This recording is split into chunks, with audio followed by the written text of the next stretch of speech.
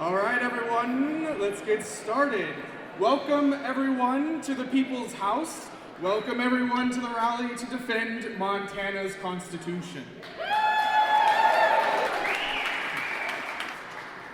My name is Keegan Medrano, and I'm the Policy Director at the ACLU of Montana, and I'll be your MC today.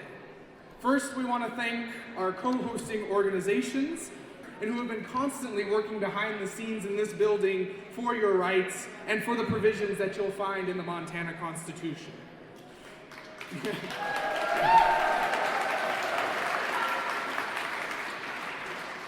We have a wonderful lineup of speakers today who have crafted, who have assessed, and who live the Montana Constitution. We also have a number of different organizations tabling on the wings, available later to share their ongoing work to protect and embolden the Montana Constitution, as well as organizations that are here to answer questions and educate you on their work. The Montana Constitution is the foundation, is the earth with which this building and the people within it sprout forth. It is from this earth that we cultivate our Montana. But as many of us know, when you overtill the land, you sully the earth and destroy that which you seek to create. What is happening right now in Montana is that effort to overtill. What is happening right now is a flagrant disregard for the existing provisions of the Constitution and a craven effort to impose their most unpopular ideas into our document. We cannot abide by this. Our speakers cannot abide by this. First, we'll hear from Mae Nan Ellingson. At 24 years old,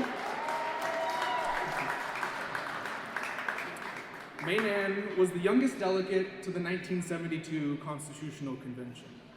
After the convention, she became a lawyer and worked for 33 years at Dorsey & Whitney LLP. She retired in 2013, but has continued to do pro bono work for nonprofit organizations. Mae Nan is active in many communities,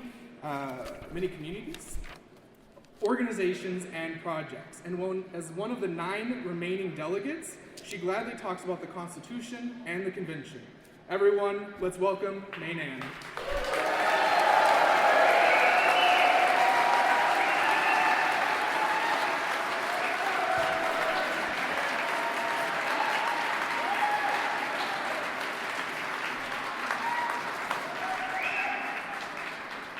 Thank you. Thank you all for being here, and thank you for allowing me to speak about this Constitution, which is near and dear to my heart, and to the delegates who served and who have now passed. And in particular, I would like to start off by reading the preamble to our Constitution, which reads, I probably should know this by heart, but I'm afraid I will goof it up. It was taken from a delegate proposal written by me and fellow delegate from Missoula, Bob Campbell, who passed this last year. We, the people of Montana, grateful to God for the quiet beauty of our state, the grandeur of our mountains, the vastness of our rolling plains, and desiring to improve the quality of life, equality of opportunity, and to secure the blessings of liberty for this and future generations, do ordain and establish this Constitution.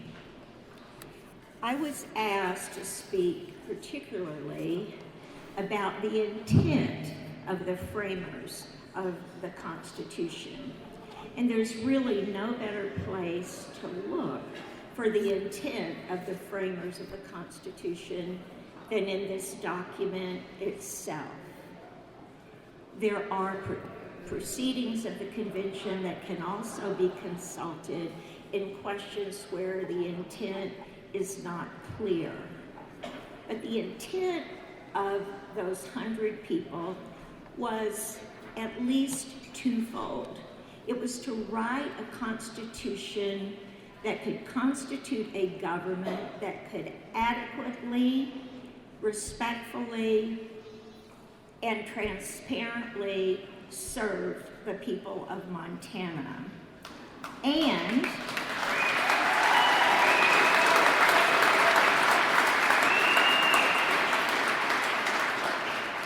at the same time, to create a Bill of Rights that will protect those citizens of Montana from the excesses of the government that we created. I think it has been and is a good balance of protecting rights and creating a government that can effectively govern our state. You probably know that the state has the strongest Declaration of Rights of any state constitution, and you'll hear a little bit more about that from the speakers that follow me. I'm going to focus more on the structure of the Constitution itself and why we are here today. A little history will help. The primary purpose of that 1889 Constitution was not to create a government that would work well for the state of Montana. The primary purpose of that Constitution, just like the three failed ones before, was to achieve statehood for Montana, because since 1866, Montana had been a territory, and it was under the auspices of the federal government.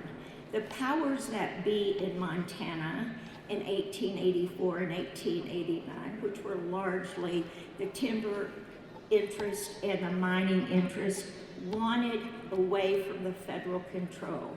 And one way to get that was to become a state. The 1889 Constitution was passed by, there were only 2,000 votes against it. So eager was our state for statehood.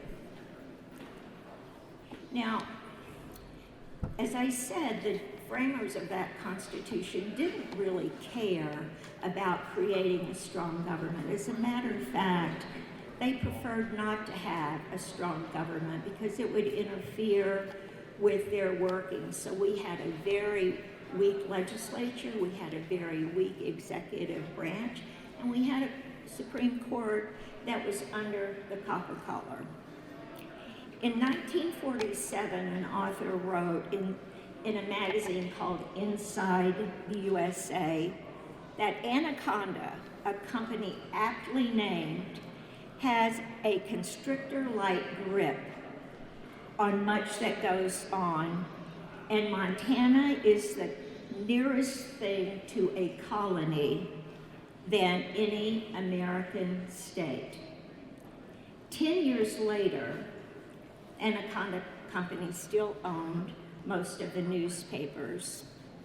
And there was an article in The Economist that noted in 1957, Montana newspaper readers were worse informed about their own affairs than the inhabitants of any other state.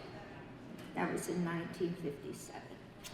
In 1960, Lee Enterprises started acquiring the Anaconda newspapers, hiring diligent reporters, and things started changing for the better in Montana in 1960. There was an effort made, headed by the League of Women Voters and the then state legislature, to look at our Constitution and to see whether or not it served the needs of the people. That question was submitted to the voters, and the voters overwhelmingly approved the calling of a new Constitutional Convention. The 100 delegates that were elected to write this Constitution out of the 515 people who filed statewide had nothing in common with the 75 delegates who wrote the 1889 Constitution. Our President Leo Graybill was nothing thankfully, like William Andrews Clark. Another significant difference, and one I'm very happy to allude to on this Women's History Month, is that there were 19 women who served out of the 100 delegates. That was a watershed.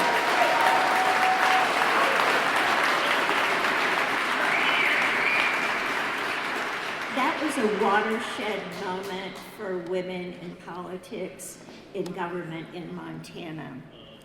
The fact that sitting legislators could not run for the Constitutional Convention contributed in part to the election of so many women. But that also, the fact that they couldn't run, had another very, very salutary effect. And that is the existence of relationships between lobbyists and incumbent legislators was broken. The corporate lobbyists did not have immediate allies within the Constitutional Convention.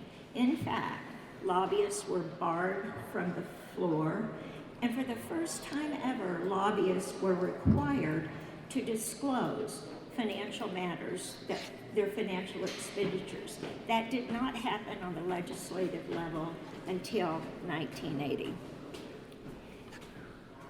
What did we do and how did we achieve this Constitution?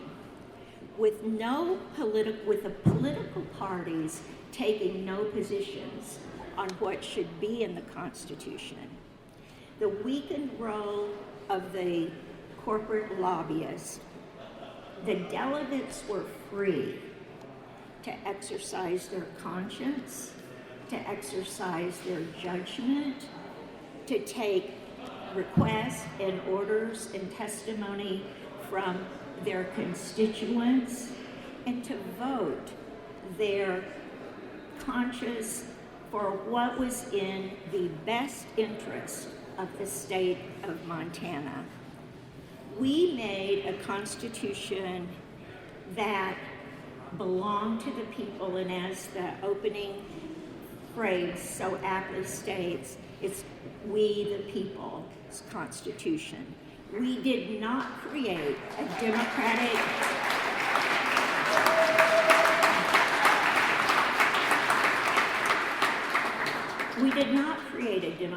Party Constitution or Republican Party Constitution. It's a we the people Constitution with the power derived from the people, the power retained by the people in this Constitution. It is far, far, far from being a socialist rag.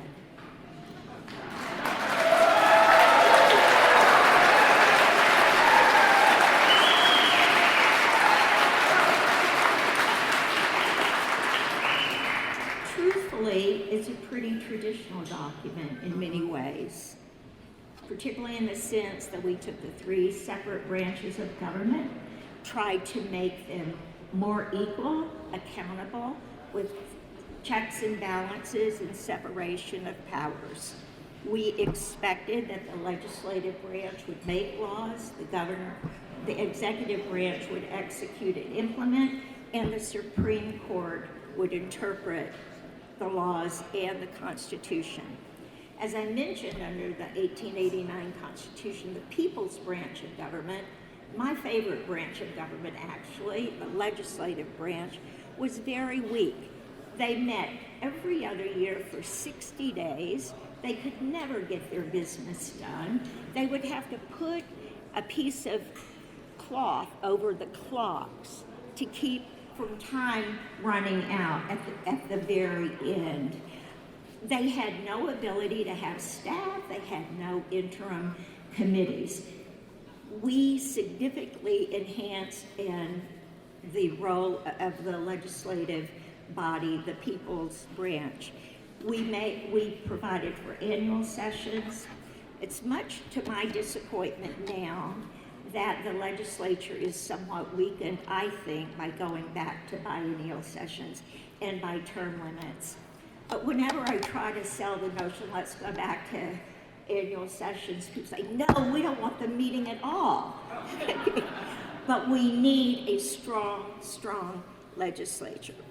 So we've got an executive branch that now functions properly. There's accountability. There wasn't before. We've got a legislative branch who has the tools that they need to effectively govern.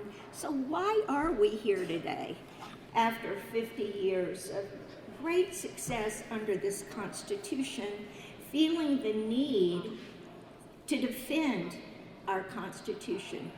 What is going on? The Constitution works, the government works. What is happening? It is so ironic to me as a member of the legislative committee at the convention to see the legislature have such antipathy toward the Constitution. It's mind-boggling because the Constitution did so much to strengthen that branch of government. The only thing I can figure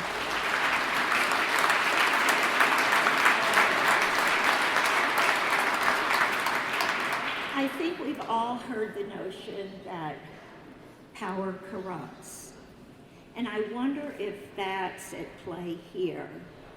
It seems to me that the legislature, duly elected as they are, think they are the supreme branch of government. And they do not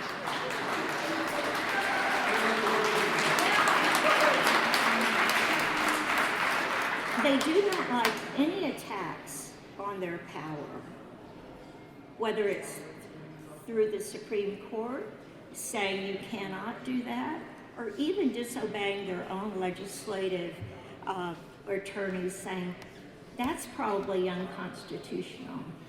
They simply want to do what they want to do. And that is why we have constitutions. Each of these branches of government must stay in their own lanes. Now,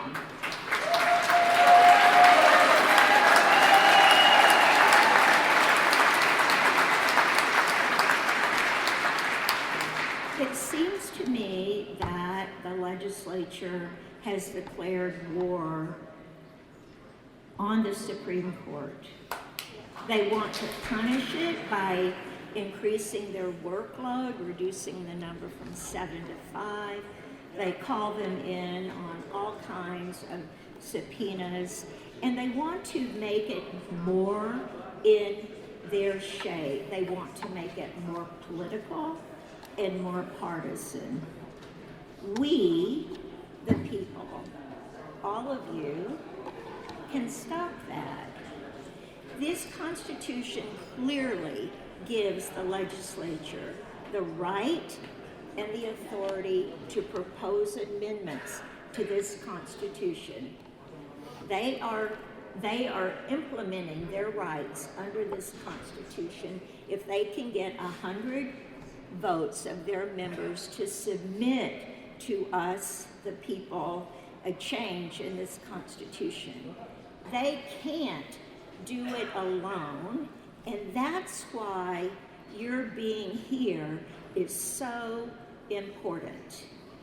Any amendment, any proposed amendment that makes it through this legislature will be on the general ballot in 2024. You, the people, approve this Constitution, and you, the people, are the only ones that can change that. Don't despair if an amendment or two gets through. In fact, I would rather they propose an amendment to the Constitution that says the right of privacy doesn't extend to a woman's right to choose. I would rather them do that and let the people decide rather than them trying to change for the future the makeup of the Supreme Court. Don't be afraid of these amendments that come through.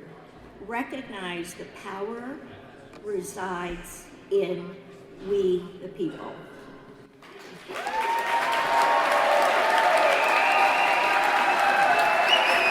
Thank you, Mae Nan.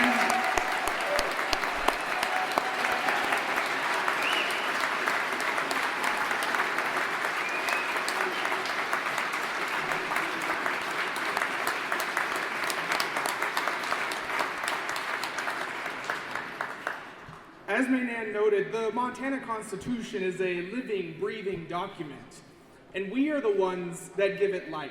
We are the ones that perpetuate its existence. And as Mae Nan noted, they may throw any constitutional referendum at us that they may want, but you all know that you all have the power to rebuff those assaults which do not align with the majority of Montanans and the Montanans that I see in this room today.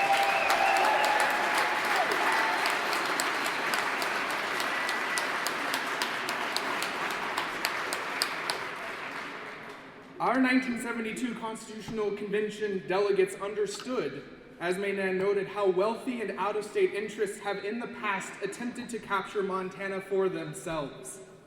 And they built safeguards through a devotion to 3 separate branches of government and foresaw the contemporary fights over the environment, over privacy, and over equal protection by enshrining these in our Constitution.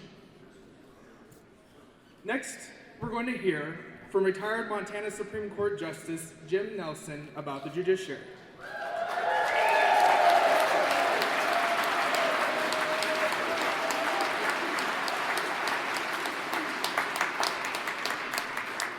Jim served as a justice from May of 1993 up until January of 2013. Prior to serving on the court, Jim engaged in general practice of law and cut bake for 20 years. Additionally, he served as Glacier County attorney and prosecutor for 14 of those years.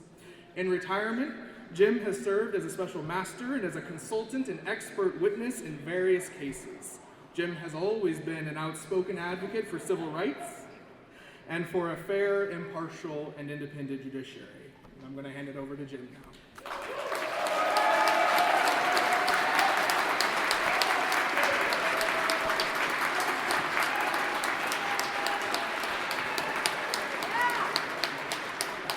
Thank you, and thank you all for being here in this very inclement weather. Let me start by asking you some questions, and I want to hear your answers loud enough that they can hear it on the next floor up, and down the hall, and across the street.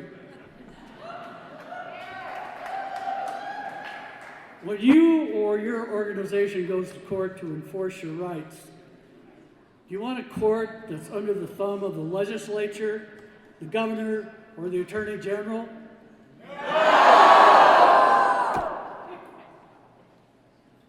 Do you want a court where the judges or justices are appointed political hacks that owe their allegiance to their party? Do you want a court where a judge and a justice's decision is based on partisan or religious ideology instead of the rule of law? Do you want a court that disrespects precedent and our Constitution? Well, neither do I.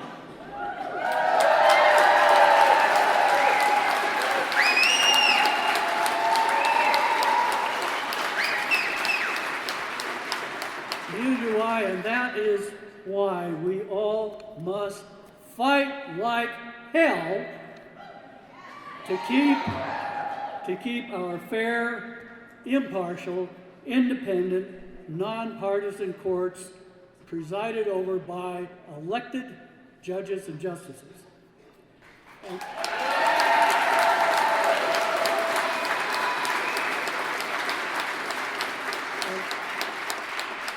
And make no make no mistake, this challenge is and will continue to be a fight. Indeed, a fight to the death against the jihad focused on our third branch of government, a war perpetrated by the supermajority Freedom Caucus, Legislature, the Governor, and the Attorney General.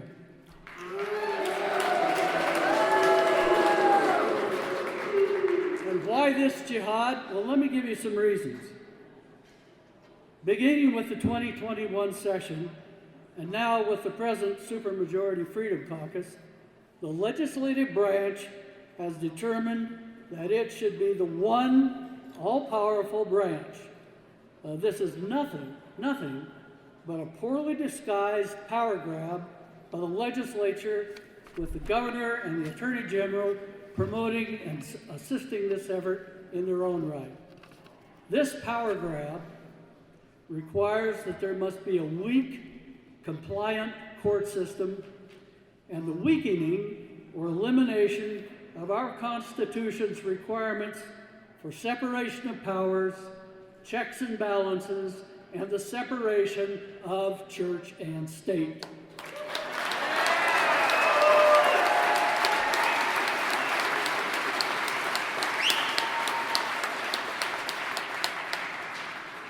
This power grab ends with executive and the supermajority Freedom Caucus legislature imposing an authoritarian regime on Montanans, a regime in which we are deprived of our fundamental rights, including, to name a few, our exclusive right to govern ourselves. We the people are the seat and source of power, not the legislature and not the governor.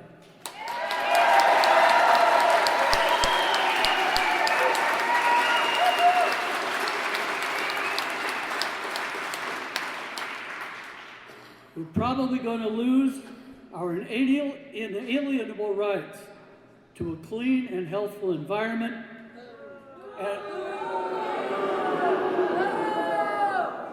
and to seek our basic necessities, our liberties, our health, and our happiness in all lawful ways. We're going to lose our right of inviolable human dignity, our rights of free speech, assembly, and the press, our rights to participate and to know, our right of suffrage, our right of individual privacy, our right to a quality education and to learn about the cultures of Montana's sovereign native peoples, and our right to make laws and amend our Constitution using the Citizens' Initiative process. By one tally, the supermajority Freedom Caucus this session has offered some 42 bills and 9 constitutional amendments attacking the judiciary and courts. These numbers are conservative. Other tallies place the number of bills in the hundreds. The supermajority Freedom Caucus aims to take away our court's power of judicial review. That, coming from Marbury versus Madison in 1803, is the court's duty to declare laws and statutes unconstitutional when those violate our Constitution. They aim to insert the executive and the supermajority Freedom Caucus into judicial decision-making. They aim to marginalize and take control over our courts and our judiciary. They aim to destroy the separation of powers, the checks and balances, and the separation of church and state that our Constitution stands for. They aim to weaken and demonize our elected nonpartisan judges and justices, and instead stack the judiciary with their own hand-picked, appointed partisan flunkies.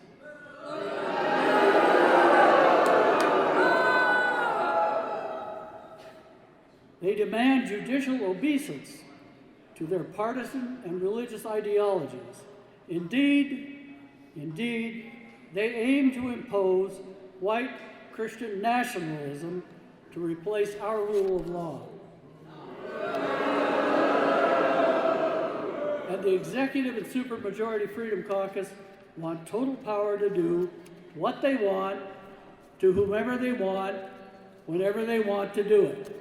And they don't want fair, impartial, independent, nonpartisan elected judges and justices getting in their way of ruling of the party, by the party, and for the party. Numerous bills and 9 constitutional amendments attacking the judiciary. And that doesn't count the 61 other constitutional amendments that the legislative branch has proposed. And it doesn't count for the numerous other bills targeting the LGBTQIA+ community, transgender people, the poor, those who dress in drag, women seeking to terminate a pregnancy, those suffering an incurable illness who want medical aid in dying, a dignified death, educators who want to tell and teach the hard truths, and resident Montana hunters and fishers. There's more, but time does not permit. Suffice to say that the executive supermajority Freedom Caucus are very adept at comforting the comfortable and afflicting the afflicted.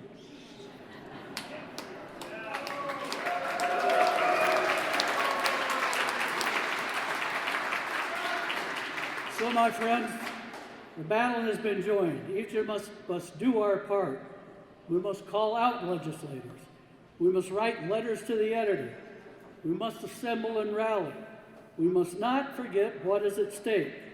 Nothing less than our constitutional tripartite government, 3 co-equal branches with separation of powers, checks and balances, and the scrupulous adherence to the rule of law.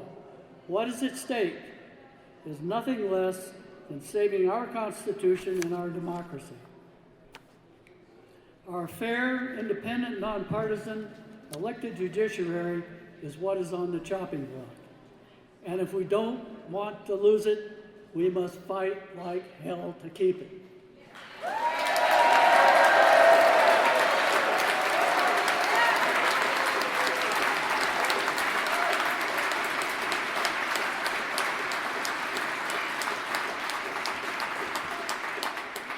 And if you have any doubts in that regard, know this, that our courts, our judges, our justices, and our Constitution are the only thing standing between we the people and the tyranny of the majority.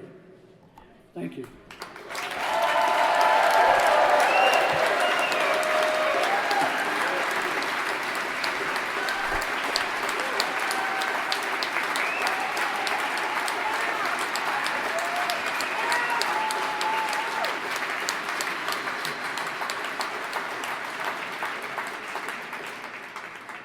Thank you, Jim.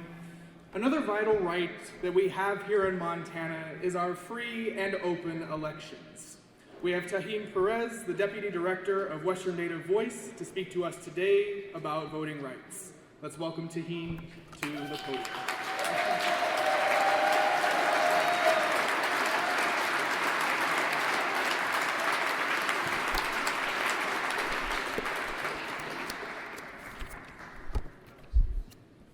Hello, good afternoon, everyone. My name is Taheen Perez, and with me here is my son, Elio, who is 4.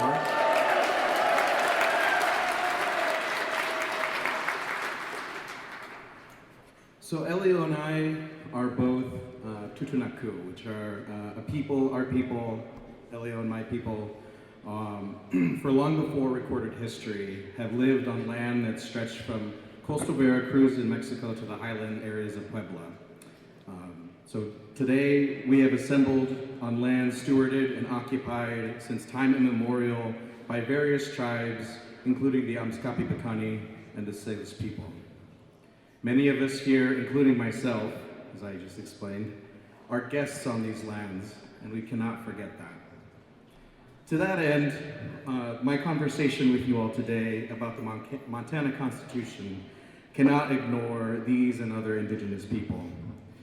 In fact, if someone were to take a deep dive into the documents related to the 1972 Constitutional Convention, in particular the Roeder and Neely pamphlets, it's clear that a, quote, Indian problem existed in the minds of at least some convention delegates. This Indian problem is not what you may initially think, or what history has called an Indian problem. The Indian problem was about acknowledging and attempting to address the harms felt by Indigenous people, Montana's Indigenous people, from colonization, assimilation, termination, and failed extermination. To that, their solution is Article 2, Section 4 of our Montana Constitution. Article 2, Section 4 does something incredibly special. And I think one of the previous speakers may have put it a little too lightly, that it is a typical document. This document, our Constitution, is a special document. Article 2, of course, is the Declaration of Rights. And Section 4 begins, quote, "The dignity of the human being is inviolable, unviolable." Further, it goes on to declare, in part, that neither state nor any person shall discriminate against any person on account of, among many things, culture. The mention of culture is an acknowledgement of the unique status of Indigenous people as culturally political entities, not as a race. A distinction that is as important as it is misunderstood. The Montana Constitution, as we see with Article 2, Section 4, is an uncommon attempt at an accountable government. Accountability. That word is never more important than it is today. Right now.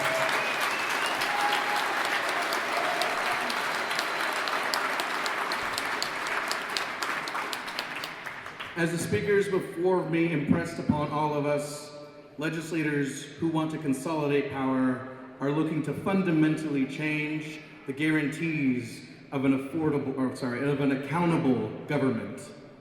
So what is our recourse?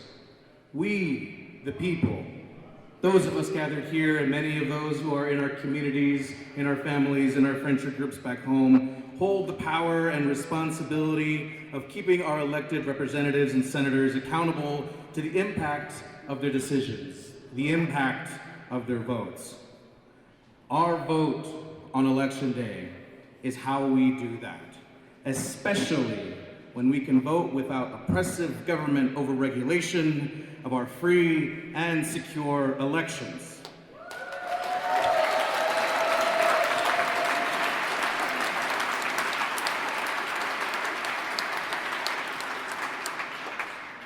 The best evidence to how effective electoral accountability can be is simply by paying attention to how badly some legislators in this building want to create roadblocks for voters.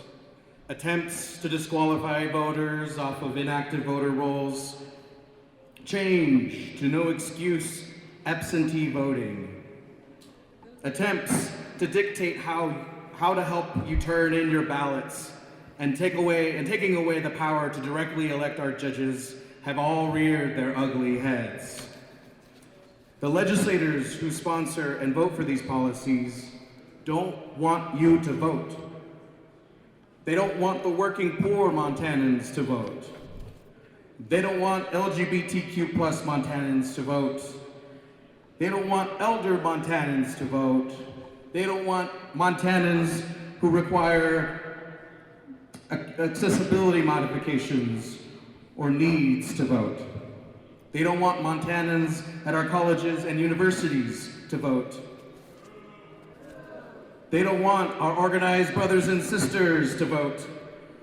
They don't want Indigenous Montanans to vote. They want to frustrate.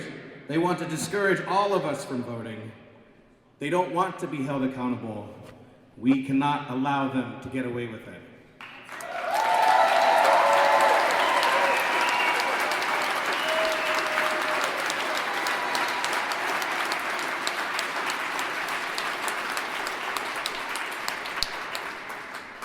And when our accountability votes fail to stymie the anti-constitutional radicals who threaten our right to vote in the way we want to vote, that threaten our ability to directly vote for our judges, that want to inject blind and destructive partisanship in our independent judiciary, then it is our obligation to show up and remind them that we are watching. It is our obligation, because it isn't just our vote that it's at risk, that it's at stake. Our rights are at risk. Our dignity is at risk.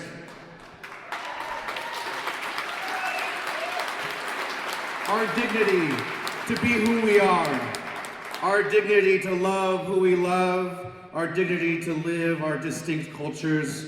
Our dignity as Montanans are all at risk.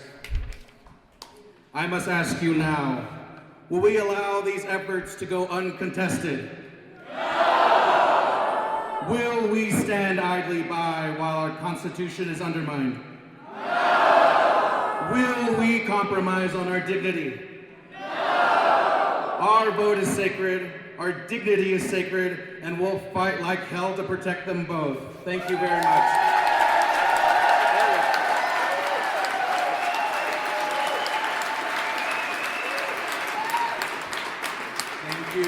Thank you, Tahim. I don't know about any Indian problem during the Constitutional Convention writing, but I try to be an Indian problem every day in this building.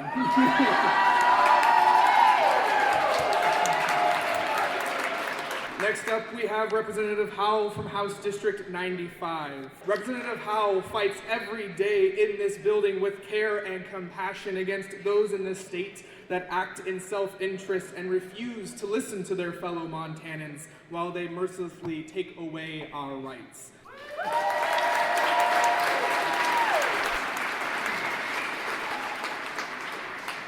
Good afternoon, everyone. It's so nice to see you all here.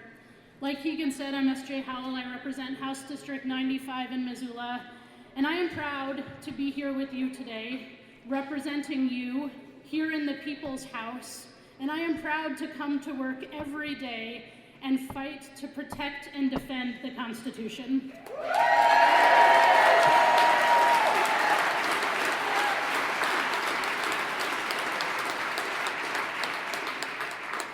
I've been asked to speak today about our constitutional right to privacy, and I'm going to start by reading to you Article 2, Section 10, Right to Privacy. The right of individual privacy is essential to the well-being of a free society and shall not be infringed without the showing of a compelling state interest. And look, we know Montanans love their privacy. This is true for Montanans of all political affiliations, urban or rural, wealthy or working class.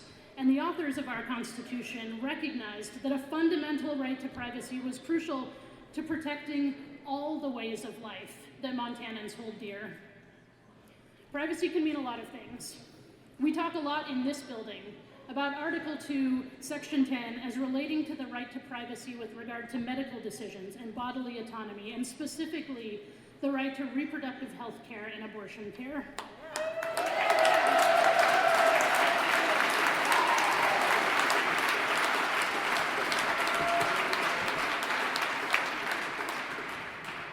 And truly, our choices about our bodies, about what care we receive, about how and when to start families, I can't think of much that's more personal and deserving of privacy than that.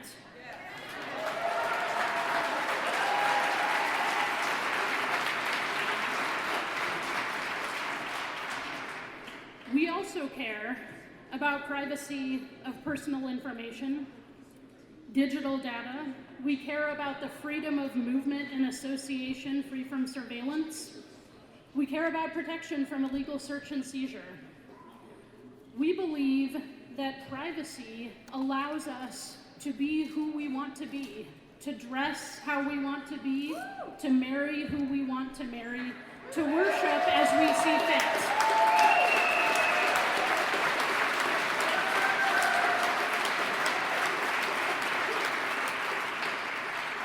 The right to privacy is the right to live our lives as we choose, based on our deeply held beliefs, whatever those beliefs may be. And we heard this already, and I say this as I stand before you here today as an elected member of your government, that our constitutional right to privacy serves primarily to protect Montanans from the government.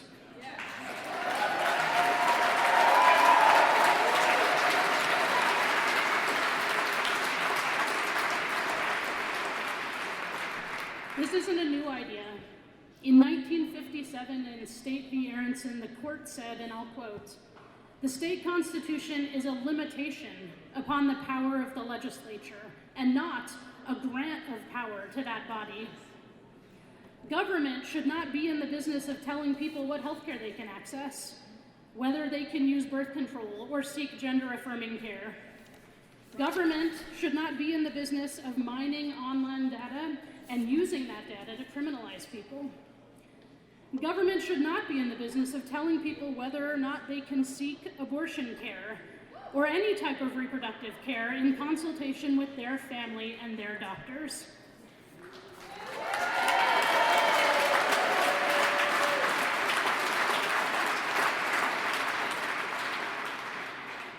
And the thing about privacy is, you either have it or you don't. We can't have partial privacy, or privacy for some people but not others.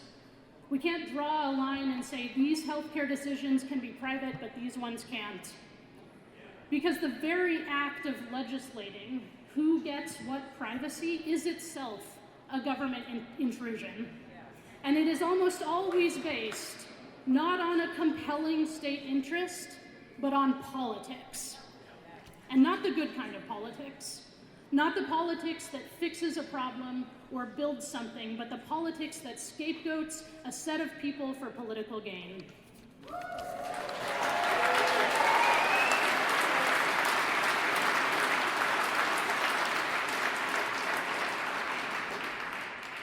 I want to leave you with a quote from another Supreme Court case, Armstrong v. State, which has really upheld this fundamental right to privacy and what it means in our lives.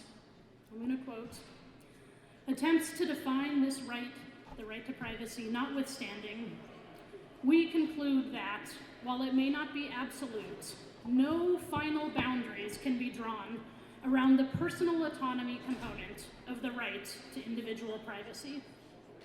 It is, at one and the same time, as narrow as is necessary to protect against a specific unlawful infringement of individual dignity and personal autonomy by the government, and as broad as are the state's ever innovative attempts to dictate matters of conscience, to define individual values, and to condemn those found to be socially repugnant or politically unpopular." So I will leave you with this thought. As zealously as the Constitution protects us, we must in turn protect the Constitution. Piecemeal amendments are both dangerous and short-sighted. It is true that the Constitution is a living document, and we can and should consider the precious few instances when changes and updates are warranted. But to line up a list of amendments based largely on the political moment that we are in, that is something that we can and will resist. Here in the People's House, at the ballot box, and in the streets.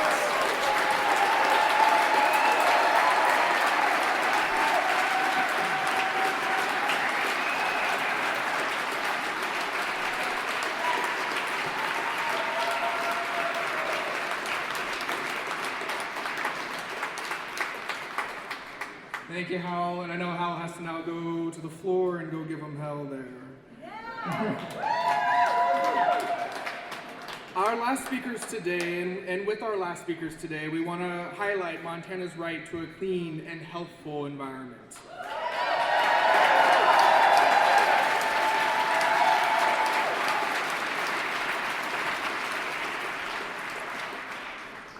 And they have incredibly personal connections to this right. These two people are a part of a landmark case, Held v. Montana, in which 16 young people from across the state of Montana has filed their constitutional climate lawsuit against the state of Montana.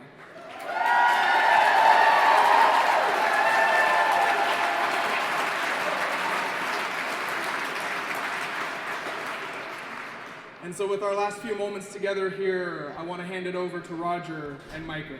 Thank you. Thank you, Keegan.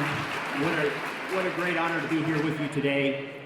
Championed by Mae Nan Ellingson, our Constitution starts with a covenant between generations. You heard that beautiful prayer that Mae Nan and Bob crafted 50 years ago. For this and future generations did they ordain and establish our Constitution.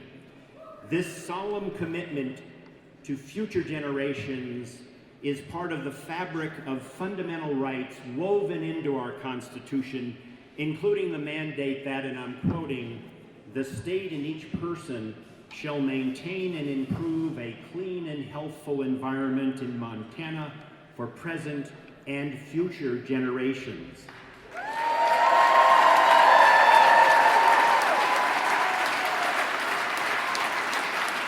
It took us 25 years to get there, but in 1999, the Montana Supreme Court, in the seminal case of MEIC versus DEQ, told us what this constitutional right means.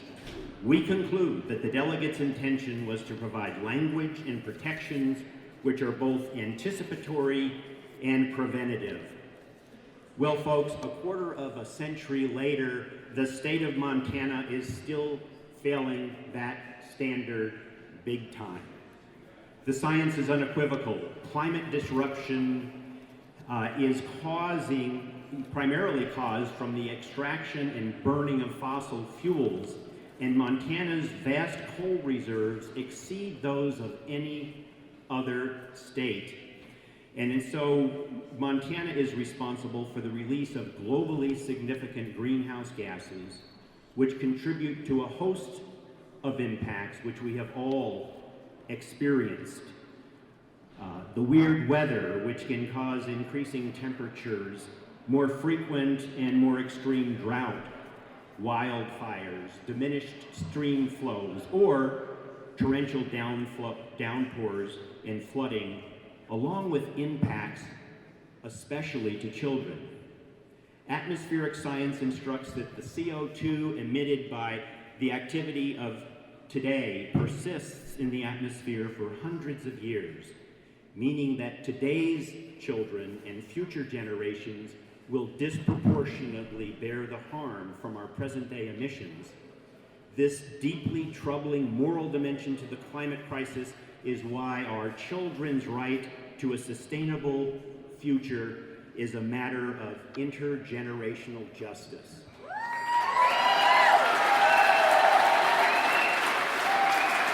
To protect their fundamental constitutional rights, 16 Montana youth, including Micah, who's with us today, have brought the case of Hell v. State of Montana. The youth plaintiffs include children from ranch families, enrolled tribal members, and families who, like you, actively participate in Montana's outdoor traditions of hiking and hunting and fishing. The youth plaintiffs, and therefore, our nation's first constitutional climate trial begins June 12th here in Helena. The youth plaintiffs will prove that conduct by the state has resulted in a fossil fuel energy system that causes dangerous levels of greenhouse gas pollution, that contribute to the climate crisis, and that violate the youth's fundamental constitutional right to a clean and healthful environment. And yet, as we gather here today, the legislature has pending before it a draft proposal to revise Montana's constitutional language regarding the right to a clean and healthful environment. In this, as Mae Nan said, the 50th anniversary of our Constitution, I'm hoping that you will stand with these young Montanans in telling our legislators, Hands off our Constitution.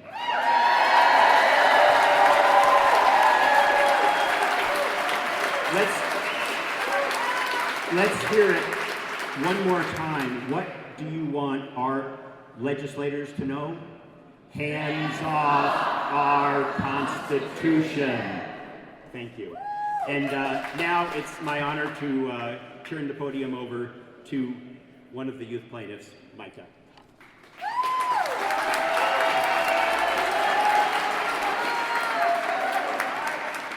Good afternoon. My name is Micah Cantor, and I'm 14 and in 8th grade at Washington Middle School in Missoula. I first learned about the climate crisis when I watched the film Chasing Ice. At 4 years old, my parents expected me to only like the beautiful scenery that came with the film, yet I understand the true meaning and the message. The film deeply upset me, prompting me to dictate a letter with my parents to Senator Tester. Seeing the decline of nature and animals in the film, and so much that I spent outdoors and time in nature, it deeply affected me. Since I was little, I've always gone on hikes, backpacking trips, bike rides, snowboarding, and runs. Due to droughts, wildfires, and lack of snow, I've been unable to do many of them. These activities are very important to me, and it would devastate me to lose these activities I'm so passionate about. I love animals. My favorite animal is a pika. Unfortunately, they will be one of the first North American animals to go extinct because of climate change. And it scares me to think that I might be unable to see my favorite animal ever again. And to not lose these animals and the activities I love, I decided to act. I went to protests, wrote letters, and made comments. And I eventually joined as one of the 16 plaintiffs in the lawsuit held versus the state of Montana. I'm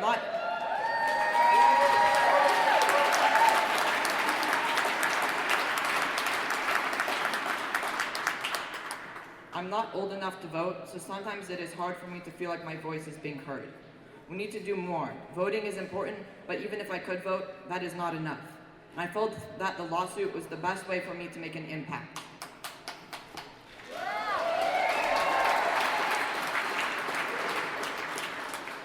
My fellow plaintiffs and I are asking the courts to protect our constitutional rights to life, liberty, property, and a clean and healthful environment.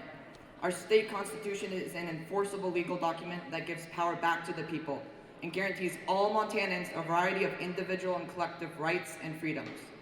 That's why I'm here today, because Montana continues to cause harm by promoting energy policy that is damaging its citizens and environment in violation of our constitutional rights. Despite knowing about climate change and its detrimental effects for decades, the state of Montana has decided to ignore it for profit. But we have to ask ourselves if it is worth it. Is it worth it to lose the things we love? Is it worth it to lose the places that we relish? Is it worth it? All in order for more profit.